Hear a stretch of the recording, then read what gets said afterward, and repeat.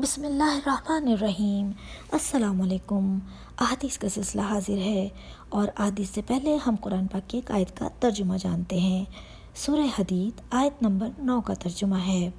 اللہ تعالیٰ ارشاد فرماتے ہیں قرآن پاک میں، وہی ہے کہ اپنے بندے پر روشن آیتیں اتارتا ہے کہ تمہیں اندھیروں سے اجالے کی طرف لے جائے، اور بے شک اللہ تم پر ضرور مہربان اور رحم فرمانے والا ہے۔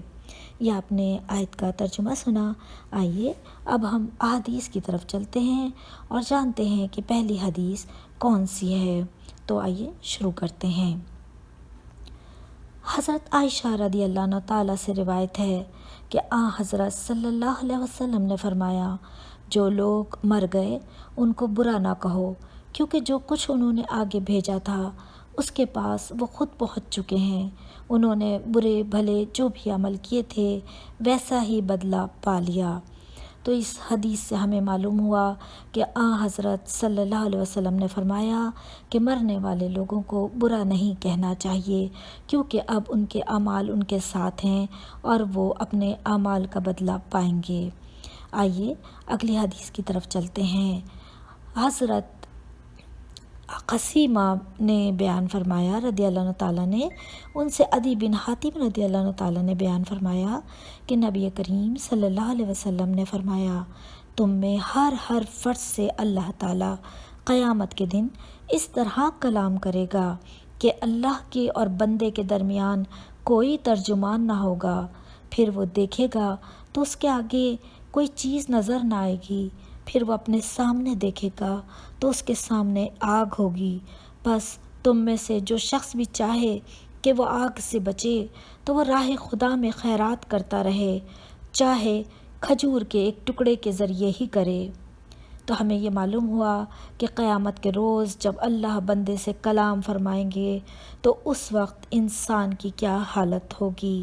حضور صلی اللہ علیہ وسلم نے فرمایا کہ انسان اگر آگ سے بچنا چاہتا ہے تو وہ مسلسل خیرات کرے، چاہے وہ ایک کھجور کا ٹکڑا ہی کیوں نہ ہو۔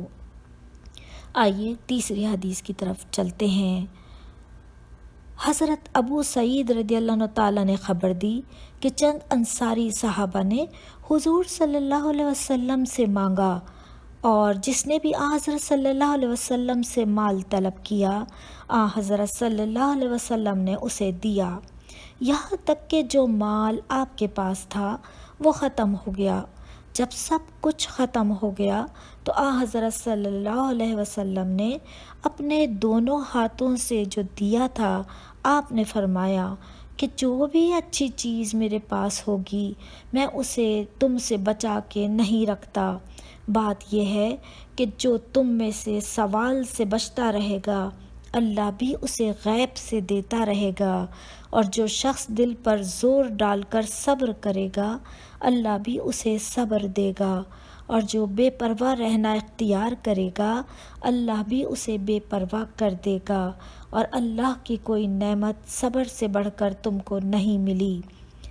تو یہ حدیث آپ نے سنی، اور اس حدیث میں ہمیں یہ معلوم ہو گیا کہ جو شخص بھی دنیا والوں سے بلا ضرورت سوال کرتا ہے اور مال طلب کرتا ہے تو اللہ تعالیٰ جو ہے اس کے رزق میں برکت نہیں دیتا اور اسے غیب سے رزق عطا نہیں فرماتا۔